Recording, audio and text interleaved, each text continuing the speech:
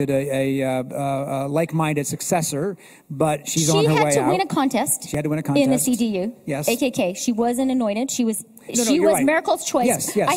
I was in Berlin on Friday and Saturday, and that was a real race. It was. My only point is that she's now on her way out, and that Merkel, who had been seen as a leader, if not the leader of the Western world on some level, is going to be retreating from the stage at some point soon. What do you these larger forces that are happening? John Lewis Gaddis told me recently. He says it's not a surprise that the liberal international order of the Cold War is beginning to fray. What's surprising is it lasted this long after the end of the Cold War. So what replaces it? I mean, what are we supposed to be doing right now? What are we, as a larger democratic rule of order world, supposed to be doing to replace what had existed in this superpower conflict that no longer is quite the same? So I wouldn't use the verb replace. I would say more renew and make fit for purpose for the 21st century. And there is certainly work there to be done. I put the challenges in sort of two categories. I think one challenge is the one that people who thought about this kind of thing have been thinking about for 20 or 30 years. Certainly, when I was at the FT, many columns and editorials were written about this, which is how is our, rules-based international order, which at the end of the day was based on the transatlantic alliance, Canada, US, Western Europe, maybe plus Japan. How are we going to expand that to accommodate the rising powers, particularly of Asia? And that was a question a lot of people have been thinking about for a long time, and that question still needs to be figured out. I think the new question, which has kind of hoved into view that was less expected, was what happens if established liberal democracies start being a little bit less convinced of the value of being an established liberal democracy. And look, Peter, I'm not going to pretend that in a soundbite I can answer what we do. What I would say is, and Canada, what I'm about to say is something Canada is doing, we need to work hard to work with like-minded countries to get things done. Instead of cursing the darkness, let's light a single candle. And I'm going to give a specific example, small but valuable, of a thing that we've done. So Syria, huge, terrible tragedy. I think there is still going to be a moral accounting of us, the West, and the fact that we allowed this to happen. And it's not over.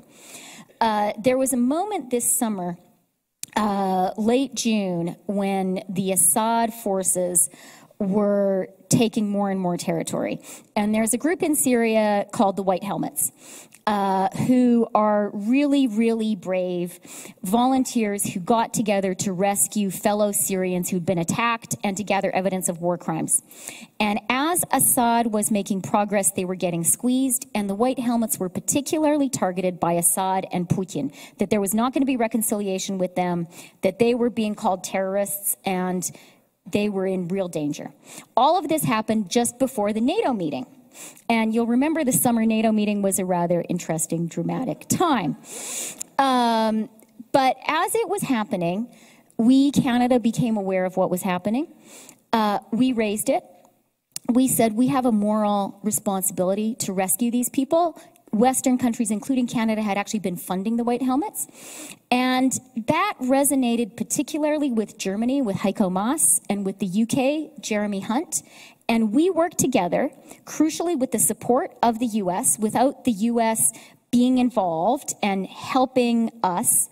Also, Israel and Jordan were crucial. But it was us, like-minded countries, stepping up, taking the lead, and some of those White Helmets are already in Canada. I met them a few weeks ago, a group of them, and they're such great people. They were saying they are really glad to be here, and they want to set up their own White Helmets in Canada, but they don't know what problem they could address. Yeah. So this is actually true. So they're thinking of maybe forest fires. But, my point here is that we, countries who believe in the liberal rules-based international order, we need to step up. We need to take the lead. We need to form alliances of a kind that maybe we weren't forming before. And I don't want to overstate this specific example. It's not the solution to everything, but it shows that we need to just start doing it. In your view, does Donald Trump believe in that kind of rules-based, multilateral, multinational body? Because it's, I mean, get me out of here were his words at the end of the G20. And isn't it a problem if the leader of what has historically been the principal guarantor of this order seems to have pretty serious problems with it himself? But you know what? So that's why I use the White Helmets example, because the U.S. was not the leader, but President Trump personally helped to make it happen.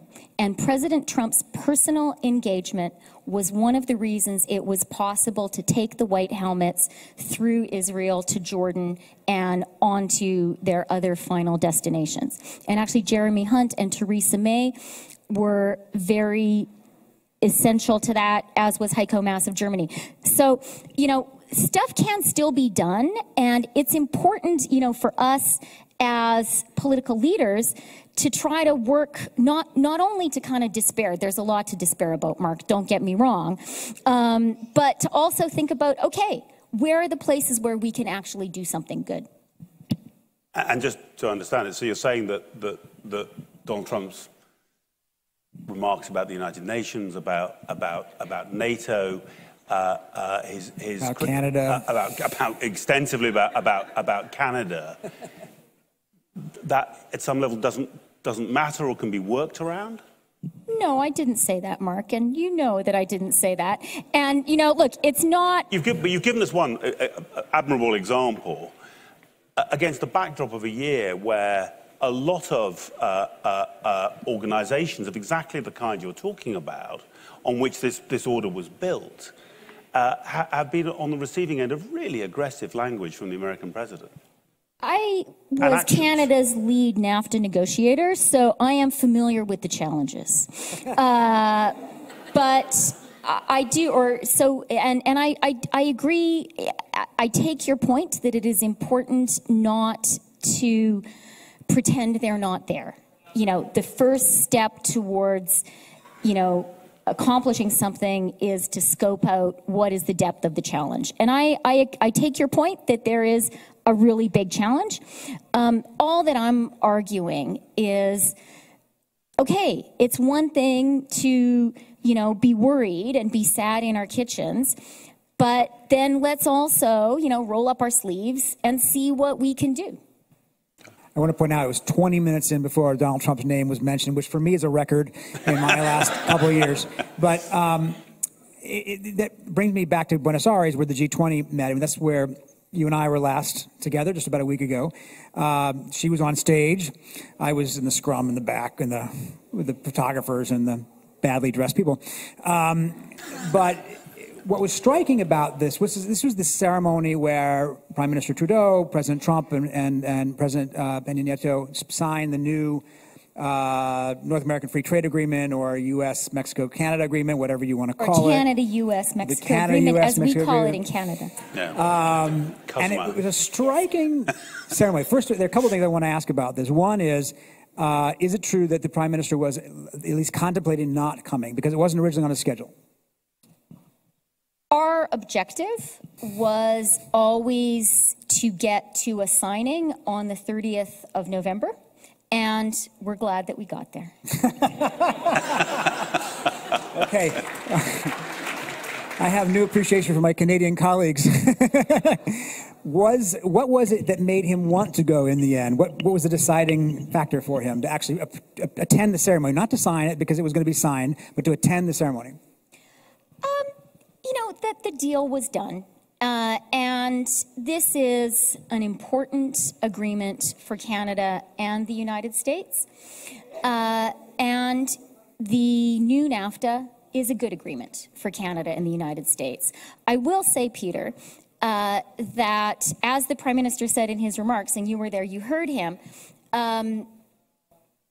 what was and continues to be really a source of great concern for Canada is the continued imposition of 232 national security tariffs on Canadian steel and aluminum. And we're really not happy about that. We consider these tariffs to be illegal and unjust. We are challenging them at the NAFTA Tribunal, and we kept Chapter 19, and that is a very good place to challenge stuff. And we're challenging them at the WTO. We have also imposed retaliatory dollar-for-dollar tariffs in response. And, you know, the reason, and I will offer just one other fact about it, which is it's worth pointing out to people that our trade in steel with the United States, between Canada and the U.S., is perfectly balanced. The U.S. has a slight surplus. But the reason that this is such an issue for Canada is the national security justification. I mean, come on. You know, we are partners in NATO. We are partners in NORAD. We share the world's largest undefended border. As people are now aware, we have an extradition treaty. And to say that somehow Canadian steel and aluminum poses a national security threat really is beyond the pale. And so, given that we've now actually concluded our trade agreement, which never should have been part of the conversation because it's national security, but we've done our trade deal. We are great security partners. It really is not on to have these 232 steel and aluminum tariffs. So that is a concern that Canada continues to have in our relationship, in our economic relationship with the U.S. Well, and he did mention that, and as you the Prime said. Minister was clear about that. He was very clear about that. One of the things I was struck by watching him, though, and I was only a few feet away, was he stared forward most of the time. He didn't really look to his side very much. I would say it was a little like a hostage video I've seen in the past. And the warmth that he had at least expressed in the past for his friend Donald, I would say was no longer there. It struck me a year ago when we were here that the strategy for Canada in dealing with a volatile figure like Donald Trump was the Prime Minister would be the good cop, you would be the tough cop. And what you got, I am very physically threatened. What you got in return, he has said that, hasn't he? President Trump has said that about you, if I remember correctly. But what you got in return was weak and dishonest. We're not going to sign the communique, you know, and so forth and so on. What is the strategy today? If the charm offensive was of limited utility, what is today's strategy toward dealing with President Trump? Well, I would challenge the notion that our strategy towards the U.S. has been of limited utility because we have a good trade agreement. And that has been the dominant issue in our relationship with the United States. And, you know, at the very beginning of the NAFTA negotiation, we said there were going to be a lot of moments of drama. We were not mistaken in that prediction, but we got there in the end. And I think for our government, and, you know, I hope I can say most Canadians would agree, we got to a good place. So that was the objective. We got there. Did you ever think of not signing until the steel and aluminum tariffs issue was resolved? I mean, given how strongly you feel about it, it will not stand, we can't accept it. It's slightly curious to be part of a photo op on the broader trade treaty, isn't it?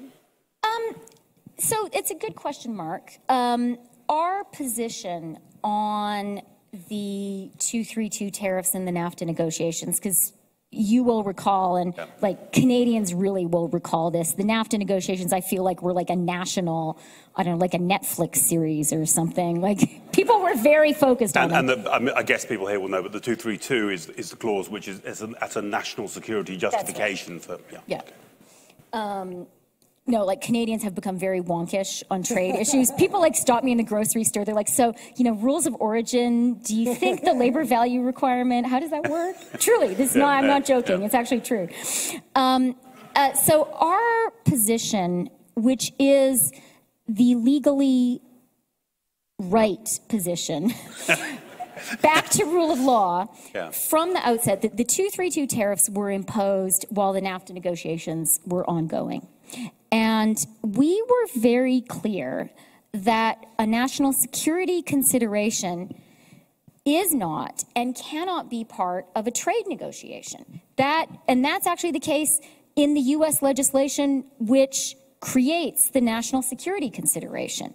It is not about anything other than whether or not there is a national security threat.